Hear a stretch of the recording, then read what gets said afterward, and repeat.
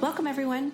I'm Sue Barber, author, former IT director for a Fortune 500 company, turned executive coach, and this is the Visibility Factor podcast, where we explore how to raise your visibility and play bigger at work and in life. We'll explore key topics and welcome guests that help you shift your thinking about yourself so you can see new possibilities for your leadership.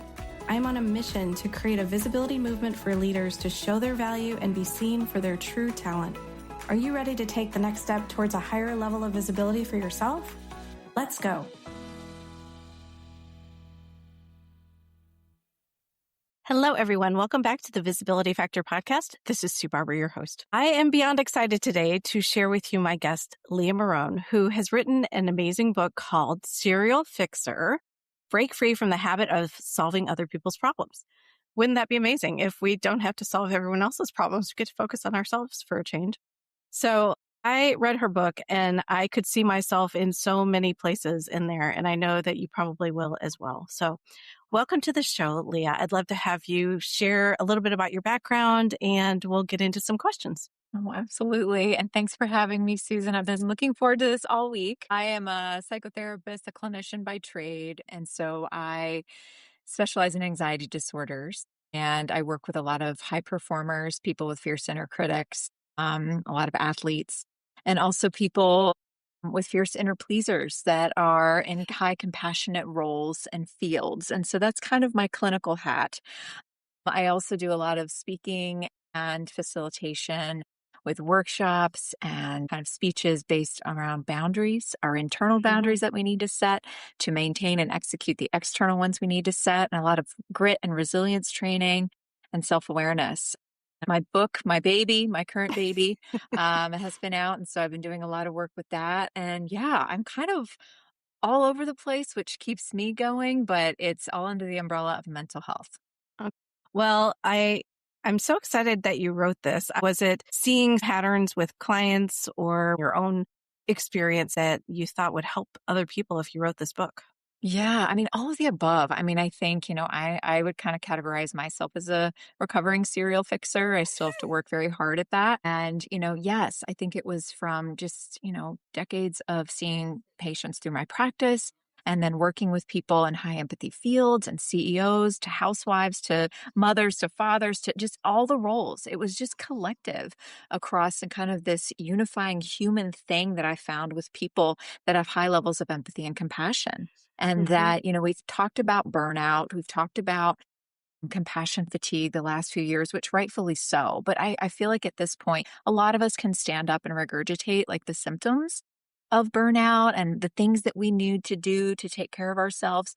But it's really the activation and execution of these self-care practices, and also redefining what self-care actually is. It's sometimes messy. It's not glamorous. It's not post-worthy generally. And I think that that's been misconstrued. And so really trying to help people redefine what self-care is. And a lot of that is that building that self-trust and relationships. And it's amazing how much continuity I just started to see with, overextension and cyclical exhaustion and resentment when it came to just the roles we place ourselves in relationships and conversation. And that's a lot of the reason I wrote this book. Well, so needed. I mean, I could see myself, of course, in it, but I could also see a lot of my client conversations as well, some things that they have brought up. So I chose some questions and some things from your book that I thought would really resonate with the audience because they are experiencing these things. I can see it and hear it in conversations I'm having. And I know that it's not easy, right? It's not easy to solve some of these things. And you first of all have to recognize it. So I love the self-awareness piece because it's not something I knew until I was working with a coach and shared with me some of this. So I think it's really important. So I'm just going to dive in if you're okay with what is the difference between fixing and helping? Because I think everyone thinks they're helping, but they may be fixing and they don't know the difference. So let's start with the basics. Yeah, and that's a wonderful way to tee it up. I mean, I think the big difference there is the filter that you use. When we hear information, are we immediately jumping in to fix and solve? Are we problem solving and giving that advice too prematurely? Are we prematurely relating? A lot of times as humans, and it's not malicious by nature, but oftentimes, even in casual conversations, You'll ask someone a question like, "Oh, yeah, how was your vacation?" And they'll start talking about something. And immediately, because you're human, you make an association with something they shared or something they experienced. And then we sometimes flip the script and make it about us. So we Mm, may interrupt or we may just really quickly tag on, like, "Oh, I did that 3 years ago," or "My aunt experienced that," or "I did this." And you can see that that's not malicious, that's conversational sometimes. But oftentimes it really does flip that momentum. We're not creating enough space. And many of us think we are active listeners and good listeners, and not to say that we're not. But oftentimes we are jumping in conversations to fix and solve, use our mhm, filters and our timelines. And the real big distinction between fixing and solving and supporting is really kind of that ownership, right? Are we keeping the ownership with its rightful owner, or are we grabbing it and making it ours? Because if you're okay and you can button it up and you're good to go, then I can get relief and we can move on. interesting. Yeah, I can see where that's definitely happened for me. I think is it because people are trying to share a part of themselves in that moment where they're in this conversation? Maybe if it's someone new that they're talking to and they're trying to build rapport, is that part of the reason they may do that? Sure, absolutely. And again, it's not always a negative thing. Just to give you an example, too, I was meeting with a team the other day, and the leader was very, very proud of this initially, but he kind of shared that, when a team member comes to me and start to share one of their struggles, I immediately tell them how I struggled with that about 5 years ago, or when I started out. And that right there, yes, it's showing a little bit of vulnerability, but it was way too premature. And he would just Hmm. kind of have these lecture sessions where, so he'd have a little bit of information from something that someone was struggling with and immediately make it about himself. And so rather than approaching that, conversation from a coaching mentality and leading with curiosity and asking questions, even though he may have, know exactly what this team member should do, but refraining from that and keeping the ownership with that person, that right there is the difference between fixing and solving and supporting. Hmm. And you can see where that creates, not even professionally, but in our personal relationships, these kind of micro codependencies. And really, does not allow us, I think, to create space for others and get those repetitions in with, not overextending and empowering others. Yeah. Oh, wow. Yeah. See, can you tell everybody this is going to be amazing? Okay. So I captured something that you wrote in one of your initial chapters that really struck me. Compassion flows outward, but is rarely allowed back in.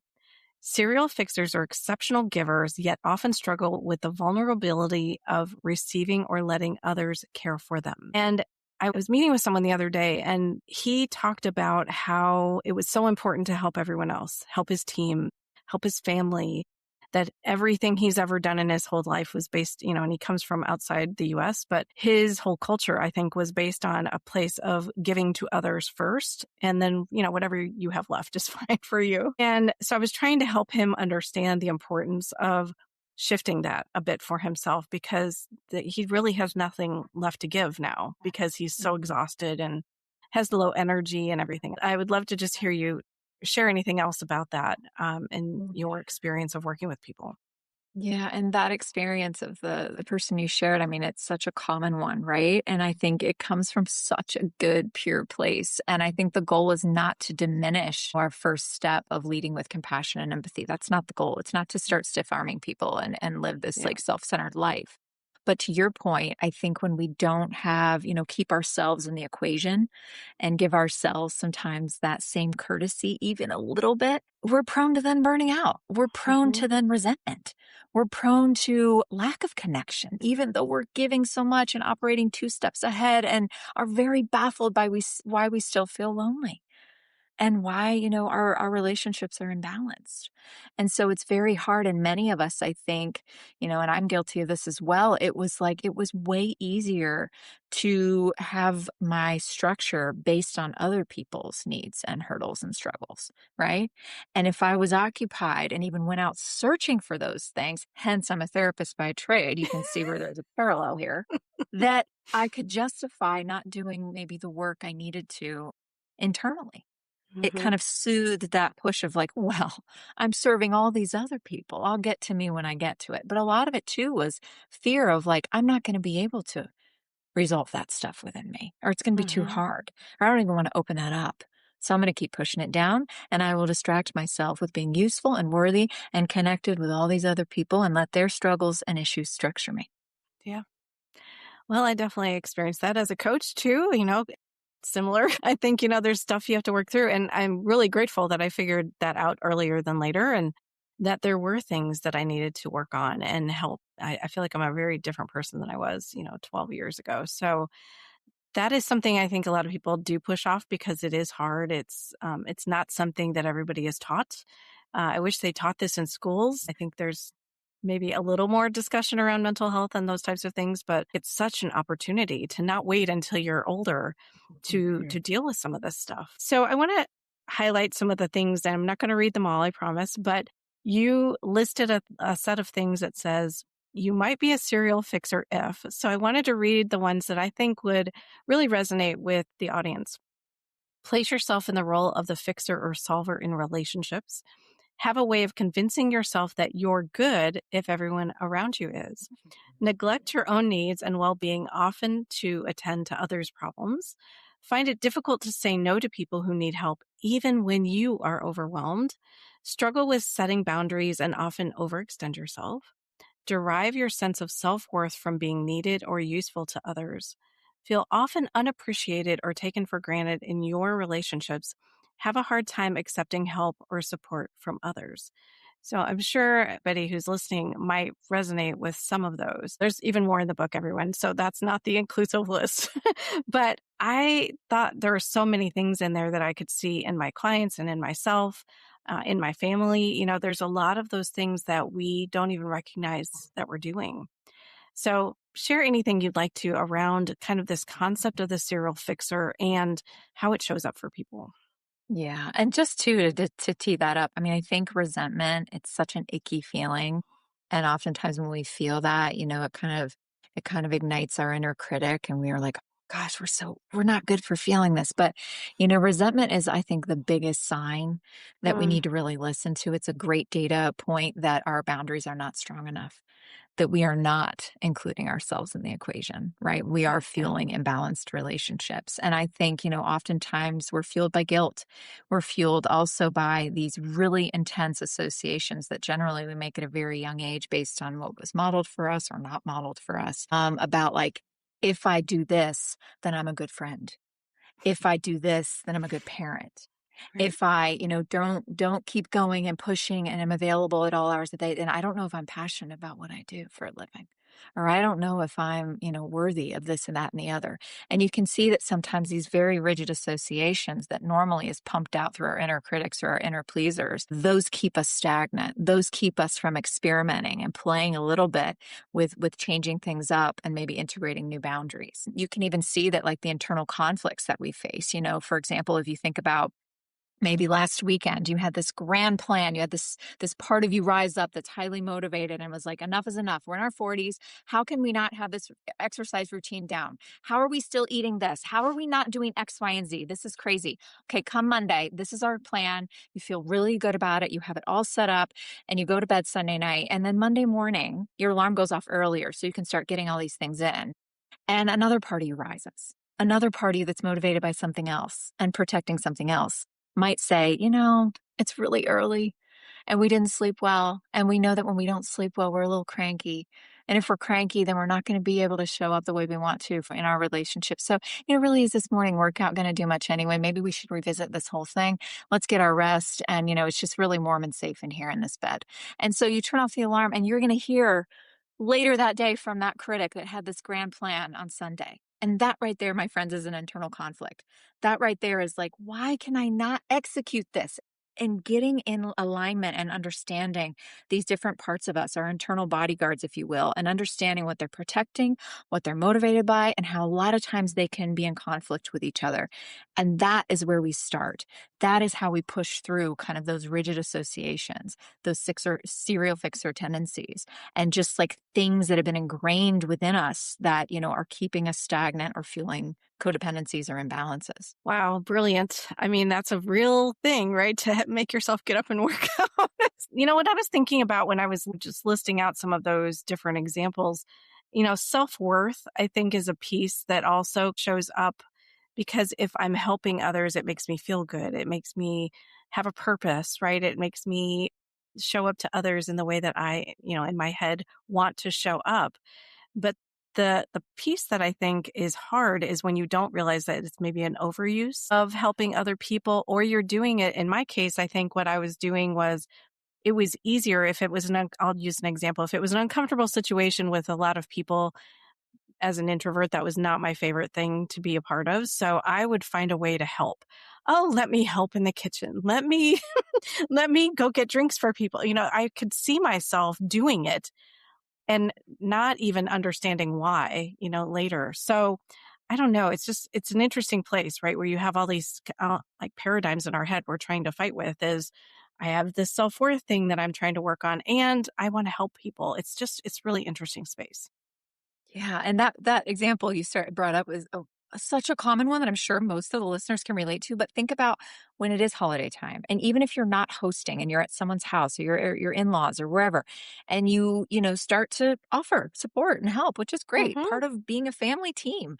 Yeah. But also later, then you feel resentful, and you're like, "See, I just did all these things and I'm not appreciated," or "Gosh, I can't even relax," and I'm like, "This is my vacation too." So then it's like, whoa, whoa, whoa, like that right there, you have two parts of you in Hmm. conflict in real time. And Hmm. so it's sometimes even if you find yourself like, wow, I am always two steps ahead. I am easily baited. If someone shows like discomfort or even a sigh that I hear from the other room, and I'm immediately problem solving and like, what can I do? Was this about me? Are they mad at me? Is it like you're working way too hard? And sometimes just pausing and asking those questions so that you are not prone to filling in all the gaps. And that's kind of when our emotional intelligence does us dirty, right? Hmm. But asking those questions, such as like, how can I be helpful? Or how's it going? Is everything okay? I heard, how's your day going? Like I heard a big sigh from the other room because we immediately start to internalize it.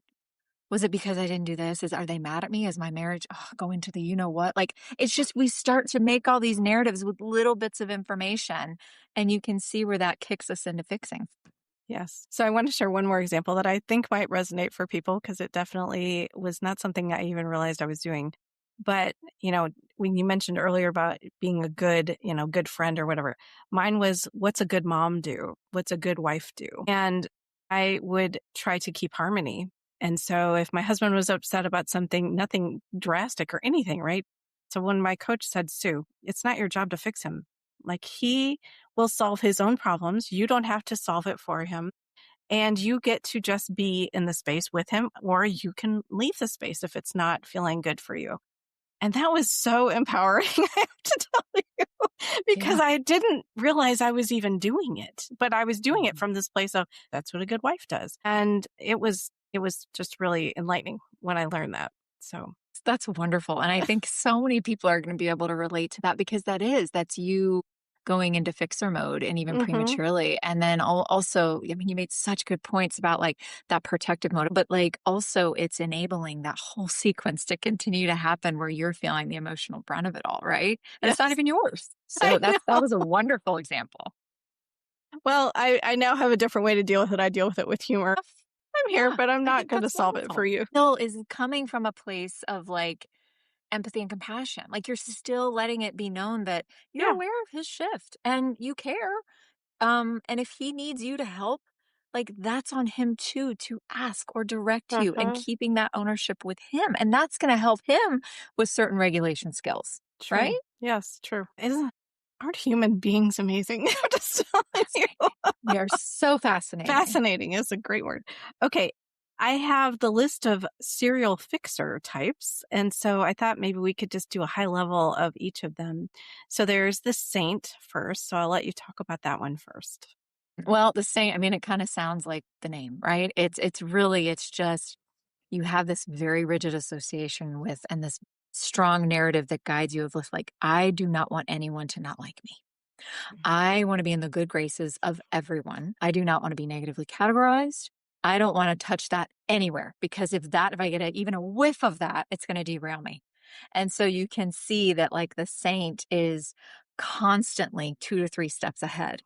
it has a very high level of emotional intelligence, can see any or sense any type of shift, and will kind of throw themselves into the fire to preserve and protect others even prematurely. Again, that's wonderful quality, but when it's overused, you can see that that right there is like the number one ingredient in just like, gosh, fatigue, overexhaustion, overextension, and then confusion of like, I try so hard and I'm there for everyone and I'm doing good and compromising myself left and right. And I still feel lonely and still feel like I'm not getting the depth of what I need from any relationship. What is happening? 100%. Oh my goodness. That's such a great definition of that one for sure. Doormats is the second one. Yes. And this, they have similarities, the saint and the doormat, but the doormat, kind of results later in kind of that resentment where, again, you will bend over backwards and you're more prone for people to take advantage of you, Yeah. right? It's kind of, if you go back to even if you went to public schools or even any type of school and you did group projects and you were kind of the person that maybe ignited everyone and started delegating and you kind of took that leadership role. Everyone knew right away if they didn't do their part of it, that you would just do all of it because you Mhm. were highly motivated and didn't, just they were like, oh, yeah, I'll do section 3. But then, it was due tomorrow and they hadn't done it. The doormat kind of gets left with everything. And they, just kind of again are very prone to being kind of taken advantage of. And it can be very confusing, very hard on kind of the ego, your self worth. But it's just this effort that's being applied, applied, applied, but you're not getting the return. And the last one is steamrollers. Yes. And this, I think the best way to sum this up is control disguised as compassion, right? A Mm. lot of times it's, and I think we all sometimes have these qualities, especially as parents, where we want things to be resolved. We want to have like control, or I'll just do it. I'll just email your teacher. I'll just do it, because it's like if we deviate from our timeline, it's going to stress us out more. And so we kind of, sometimes even we'll say, don't worry about it, or I got it. It's like button that up, resolve that. Don't show that emotion because it's making me uncomfortable too. So it's that control disguised as compassion. And I think steamrollers, you'll find that, if you kind of look at the stereotypical, maybe boss, right? Leader boss that is just constantly not executing good listening skills. They're savvy, they're 3 steps ahead, but they're just steamrolling everyone else's input, idea. They jump into fix. They have this insecurity of like a one-upper, right? And so that's kind of what we see. And oftentimes people that we find that are very controlling or, just operating without very little wiggle room and very rigid, it sometimes is based on that serial fixing tendencies and that insecurity around I don't trust myself to be able to deviate from a plan or have a different way or a different filter with this and trust that people are going to do it. So I'm going to just try to control everything. So I can see where all of those might show up for people depending on what's Mhm. happening. Mm. Yeah. And it is. I mean, the phrase, and I use it a lot for myself just as a real quick check in of like, Leah, is that control disguised as compassion? Like, are you trying to make this about you or Mhm. your timeline? And what are you not trusting? What is Yeah. uncomfortable? And that I will say it's uncomfortable, but it's such a good way to check in with yourself and really understand the root of kind of your urgency or your aloofness or whatever it is that's like Mhm. driving something, that it's a discomfort within you. Yeah.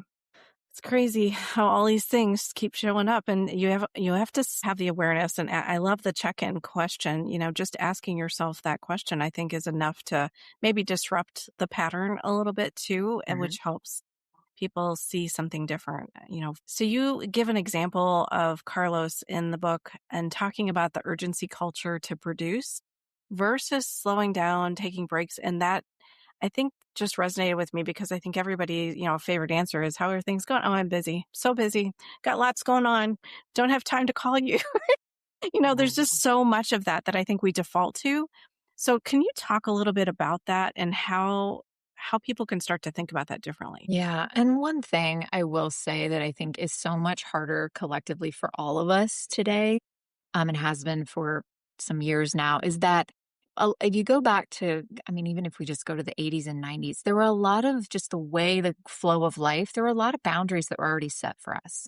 We got our news at a certain time through from certain sources. We nobody could contact us on our way home from work. You know, things, certain boundaries in how we communicated and the roles that we had were kind of set. Like we had moments to recollect ourselves. We had moments of peace. We had moments where we weren't always available and could be contacted, right? And now it's complete, just like everything's interwoven. Our roles, we have to do such a good job, and it's exhausting to even think about. There's so many boundaries that we have to set now that we didn't years ago. And so you add all that on top of just the pace. And I think the association that many of us have of just productivity, that, that equals stress, that equals filling every crack and crevice of our day with doing something productive, consuming something, being stimulated. And if we're not, then we're doing something wrong. And our critic perks up and says, well, if you don't get on that, if you don't do that, you're probably, you're going to lose momentum, or people that you work with aren't going to think you're as passionate or a good team player. And so we have these critical, kind of narratives that keep us in the grind. And the way I like to phrase it is like, we are completely out of shape with just with being in the present. And a lot of times I Mhm. will coach people on getting repetitions with, there are dozens of transitions throughout your day. Dozens, whether that's walking from one room to the next, whether that's getting your mail, whether that's hopping in the car and going somewhere, whether that's transitioning out of your pajamas into your clothes. Like there's a lot of things that we do that are transitional throughout the day. And if you just capitalize on maybe a fraction of those and practice presence, and practice refraining from multitasking. I mean, I even caught myself this morning brushing my teeth and walking around the house and gathering laundry. And I'm like, Leah, just stand in front of your mirror and brush your teeth and do a quick check-in with yourself. Oh, It's that's like funny. these moments that we're constantly filling, which fine, but I think not all of them. We don't need our phone as we walk into the kitchen to make sure that we Yeah. get that latest news update or we see if anyone texted us in the last 30 seconds. Like just getting in better shape and getting practice with just being is wonderful micro resets, number one, but it also starts building that self-trust that you can return to that higher gear. You can regain that speed and momentum, because I think a lot of us, those parts of us, don't trust that we can. Yeah. I mean, I love the way that you framed that, because I think I never thought about it as we kind of had all those little places for space built in for our lives. But I was trying to explain, when my kids were younger, even that, if somebody wanted to talk to me after school, they had to come to my house or call me on the phone. And it gave me space away from it. That's, I think, what's challenging for kids today is it's everywhere. It's on their phones. It's people reaching out. It's texting. It's Snapchat. It's whatever, and they really don't get a break, and they can see what everyone else is doing, which creates all this, I'll say, competitiveness, comparison, all the things that Mhm. are hard for them to deal with and process, at their ages. We were given a gift that we had that to see what it could look like and how we really didn't even appreciate it probably at that point. But it was really a gift that helped Mhm. us kind of reset every day. So I do love the Mhm. way you framed that. Let's just talk about presence for a second, because I captured this. One of the most fundamental aspects of self care is the ability to be fully present in the moment. And I think that is something that people think of self care in different ways. So I'd love to have you expand on that a little bit and what that could look like for people. Right. And I mean, kind of like I shared in the beginning, I think self-care is, if you look at it this way, it's generally not post-worthy, right? It's kind of the dirty work. It's the consistent work. It's not necessarily the spas and the, kind of cute outfits you're wearing at the cool gym and all that. I mean, those are still like, those are self-indulgent practices. Those are great. But like when you're really, I think, connected with yourself, you don't want anyone else to be a part of that necessarily. You don't want that broadcasted. And so I think that, again, it's not really encouraged in our culture oftentimes. But I think, even just capitalizing and having those quick check-ins or those deliberate breaths, or even capitalizing on transitions, that could be a great start. And just understanding and those quick, like, how am I doing? Or like, how would I debrief myself after that meeting? Or like, how can I set myself up to maybe sleep better?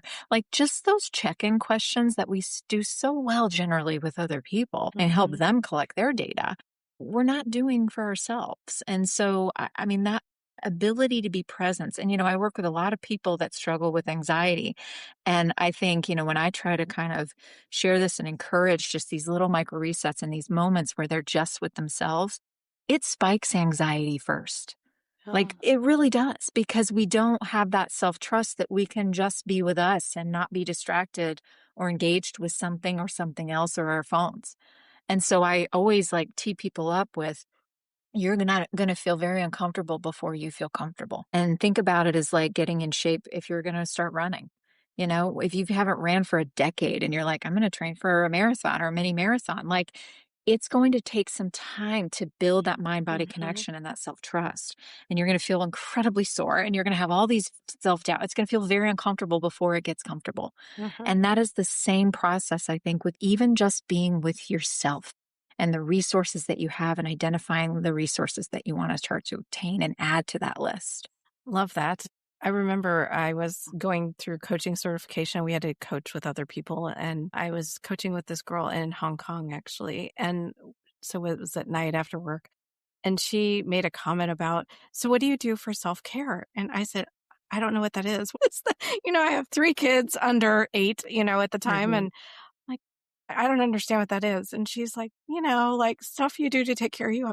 There's no time to take care of me. Like, I probably get a half hour before I go to bed, that's mine. And it was a real eye opener for me at that moment because I thought, how do I not know this? Like, what Mhm. has happened? Where have I just focused so much on kids and family and work, way too much work that I didn't even realize how that was showing up for me. I don't know if any other parents out there are feeling that it was an eye opener for me for sure. It certainly is. And there's Mm, the guilt sometimes when we're like, well, I can't do this for me because I have mm-mm. to do X, Y, and Z. And if I don't do that, then I'm probably not a good mom and I'm being selfish. Correct. That good mom story, I held on to that for a Mhm. really long time. Oh, yeah. I got to a good place though where I would say, if you need to make brownies for tomorrow, then I will sit here and help you, but you're doing it. Like, you need to learn how to make brownies. I don't have time for Mhm. that. So let's talk about boundaries. I know you mentioned a little bit about the bodyguard piece. Can you explain a little bit more about that? Because I do think it would help people understand why boundaries are a bit hard to put in place, first of all, and then to maintain in certain situations where you might feel intimidated or, depending on who's asking you to do something, you might feel like you don't have a choice. So I'd love to just have you talk about that a little bit. Yeah. And, and I've kind of already alluded, like, think about your inner critic and your inner pleaser. And I, kind of talk about your inner rescuer. And those are like the three main body cards I've identified, not even in myself, but just collectively with people that I work with. And they're motivated by different things, right? Our critic wants us to prevent us from feeling things collectively that humans don't like to feel, like embarrassed or incapable or disconnected or, failure, all these things, which rightfully so. And they're all motivated by, I think protecting us from feeling just things that are not comfortable. And I Hmm. think, kind of again, I was told, I was an athlete growing up and played basketball in college, and I was a mess. Like I was one of those players that I did really well in practice because I was loose, I was present, I had mind body connection. The pressure was, in my mind, just a lot more. It was lower than in a game. And so if we had a game, the next day, it was almost like I turned into a different person overnight. Hmm. And I would be tight. I would be very futuristically thinking in my head. And my critic had the reins. And it was like, what if you don't start? What if you don't remember the plays? What if, you miss all your shots? What if you look like an idiot? What if people are watching you even warm up and don't feel like you're worthy of being there? Like, that doesn't set you up to play a very good game, right? And so I was told, by a lot of my coaches and people that I highly respected it made sense, but they would just be like, Leah, don't worry about that. Just play. Just have fun. Just smile. Just, work harder. And I'm like, why can't I? That's not working for me. It wouldn't work. And I would try the band-aid approach and I would try to do all these things and just be like, this is great. I get to play. But the work that I wasn't doing is I hated that part of myself. And I really needed to reframe it as appreciation, that Hmm. this part of me, this internal critic, this inner critic was working so hard to protect me from feeling embarrassed, from protecting me from feeling shame and a lack of worthiness. And once I started to realize that, I needed to show this part of me appreciation and like, man, girl, you're working way too hard, and to soothe it and align with it and understand it, that was the game changer. Hmm. And so these parts of us that are feeding us these rigid associations and keeping us in these roles where we're not including ourselves and jumping in to fix and solve and take false ownership, it's really understanding the internal drivers, the bodyguards, and what they're trying to protect us from. And once we can align and soothe and set these internal boundaries, then we can start to feel confident about experimenting and maintaining the healthy external ones without feeling the guilt and the shame around that. Yeah. I think once I learned the concept, like it's trying to protect you and it's trying to keep you safe. Okay. There's something about that situation that is really not great and you haven't admitted it to yourself yet. But Mhm. your body knows it, your head knows it, everything else is telling you, don't go, don't go, don't do that. And so that was really, really helpful once I learned that piece for myself at least. Mhm. That's amazing. Yeah. Change the game. So Mhm. is there anything that you would share with people who are working in toxic environments with toxic bosses, people who are maybe getting gaslit on a regular basis? I Mhm. find that that is happening more and more. And I don't know if that's just insecure leaders or leaders who are feeling the pressure and reacting maybe not in the best ways. But I would just love to hear if you have any ideas to help people with that because I think that is happening a lot lately. I think you're right. And one of the things to think about is especially if you're kind of in serial fixer mode, especially at work, and you are kind of in a situation such as you described, think about too how, you're being baited. You're taking the bait. And what I mean by that is maybe your leader, maybe someone that you work with is sharing a frustration, maybe giving you a one-liner, maybe, just venting about something. You're most likely, because of your emotional intelligence and also to maybe prevent further discomfort or conflict down the road, you're immediately jumping in, taking that little bit of information and creating a whole plan and fixing and solving it, right? Yeah. And that right there is fueling codependency with your leader can just bait, just say things, just sigh and be like, this is not working. And you're off to the races. And so something that you can do is number one, recognize the role that you're placing yourself in that's contributing to this dynamic. You can only control you. And think about, sometimes that just step of paraphrasing. If someone shares something and you paraphrase, so what I'm hearing is this week we need to have this done by Friday, and what would be the steps or what would be most helpful? Or tell me more. Right? Let that person Hmm. keep ownership even for another few seconds and do some of the processing work rather than just dump a little bit of information on your plate for you to then fill in all the cracks and crevices. Hmm. And so I think that right there can be huge and it takes practice. And I'm sure a bodyguard is rising up now being like, oh my God, that's so scary. And what if it backlashes and I can't do that? But think about you can in a very respectful manner and even teeing it up with, I want to make sure I heard you correctly. I can see that this is important. This is what I heard. What would be most helpful? Or where have you already kind of thought this through? Because I want to learn from where you are and then pick that up. So those questions are collaborative in nature, are validating that person's emotion, even if you're like, oh God. But that right there is collaboration, but you're also keeping the ownership with them. So they have to give you a directive, a clear directive or more information. Do not take the bait. Do Hmm. not operate 2 to 3 steps ahead and take ownership of something prematurely or even at all if it's not yours. Yeah. I mean, I think that comes back to the slowing down and not reacting immediately. And that Mhm, nobody likes space in a conversation.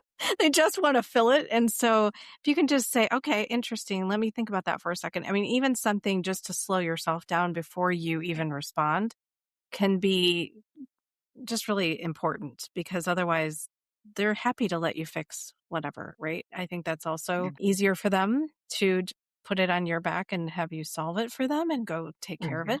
Great. But I don't know that it's your job to do that for them. So yeah, Yeah. I love that. I think I hope everybody can hear that and see that that's an opportunity to practice, use some of those questions that Leah just shared and see if you Mhm. can try to redirect a little bit. Is there Yeah. anything I didn't ask you about from the book or anything else that you share that you work on that you would love to share with the group? I think too, just to even emphasize what we were just talking about is that phrase. I mean, I use it a lot, as a clinician, but I use it a lot just in general to slow me down and also to, kind of keep ownership with its rightful owner and empower others and give them kind of the repetitions and processing skills that they need, whether it's with my children or my spouse or whether it's clients. But the phrase like, just tell me more. Tell me more. I mean, that right there, it slows you down. It helps you continue to approach from a place of curiosity. It slows down that tendency to fix and be like, well, what if you did this? Well, what about this? Well, let me just go, and off to the races. But sometimes, as we know, and we all pretty much know this phenomenon, that sometimes it is so helpful for people just to be able to share, right? And they're not always after a Hmm. solution. And you know as well as I do, like people do Yeah. not execute and follow through with something if they don't have their own flavor. If they have not, you can give them the best advice under the sun and they might look at you and be like, that sounds like a great plan. And then you meet with them next week and they haven't done anything Right. because they didn't have their flavor to it. And so Uh-huh. that phrase, tell me more, or that, wow, no, that does sound like a lot. Like that keeps the ownership with them and lets you kind of be that supporter rather than that solver. Yeah, brilliant. I love it. All right. Well, we're going to transition into the 4 questions that I ask every guest. So I'm excited to hear your answers. The first question is, what do you think visibility is and why do you feel that way? Oh, gosh, that's such a good question. I think visibility, and I know I'm going to maybe take an abstract word to it, but I think visibility is taking risks. And what I Mm. mean by that is like, maybe I'm just speaking from my own experience, but I don't necessarily love to be very visible, but I think that the thing that I do love is connection. And Mm. so I've had to push and break through some fears and associations I've had with being visible or taking risks with putting myself out there, because ultimately feeling connected, feeling, kind of the pleasure and kind of the appreciation of certain opportunities trumps the discomfort of like Mhm. being visible. So I think for Yeah. me, I've learned that visibility is putting yourself out there and, kind of showing you yourself and the universe like, hey, I'm open to whatever. I'm Yeah. open to connection. I'm open to experiences. So I'm going to put myself out there and kind of you do the rest. I mean, that's kind of how I've operated with visibility. What are you doing to be visible? Gosh. Things that are not comfortable for me. Like, I think social media is a big one, which I'm like, oh, but that's just, I'm going with it. I think, visibility with speaking, visibility with doing things such as this, that is so much fun. And I think it just fuels connection. But I really am. I'm trying as best I can to be visible and create space for space creators. And that comes in a lot of different forms. Yes, so important. What is the best leadership or career advice you've ever received? I mean, I'm gonna quote kind of an athlete phrase, but something that I've heard and I say, but it's like you miss 100% of the shots you don't take, Huh? right? And I think that one, from my basketball days, but even just now, that keeps me like, you got to try because regardless if you try, you may miss, but you're going to miss regardless if you don't even put yourself out there. Yeah, so true. And last question is, what is a book you would recommend? It's an oldie but a goodie, but I think The Alchemist. I think it's just It's a great a book. great book. And I need to revisit it. Like it's been years since I've read it, but I think it's just one of those books that it just really, I think, helps you reframe things, helps gratitude, it's just a wonderful read. So I think Yeah, that's a good one. love that book too. I totally agree. And if anyone would like to reach out to you or connect with you or learn more about you, where would you like them to go? If you go to just leahmarone.com, you can find me there. You can subscribe to Fixer Files. You can find information about me, my book, things I'm doing and speaking. But yeah, I'd love to connect. Or you can find me on LinkedIn if you kind of go that route. So I'm kind of all over the map. So pick your poison. Excellent. Well, I loved our conversation today. What you're doing is so helpful, and I'm so glad you wrote this book. I told you before we got on the recording that I just feel like it's such an important thing for people to know, and I wish I would have had it, many years ago. And we'll definitely be sharing it with so many people that I know in my world. So thank you for writing it, and thank you for what you're doing. Oh, thank you. This has been Yeah. wonderful. Yeah. All right, everybody. Thanks so much for joining today on the Visibility Factor podcast, and we'll catch you on the next one.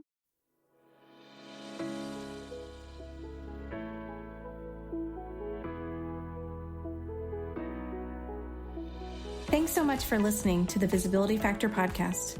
Remember that visibility starts with small steps that are intentional and consistent each day. Be bold, be visible, be the leader you were meant to be. Find us and subscribe on Apple Podcasts, Spotify, and wherever else you listen to podcasts. Follow us on all of our social media platforms, which are highlighted in the show notes. Thank you for listening, and we'll see you next time on the Visibility Factor podcast.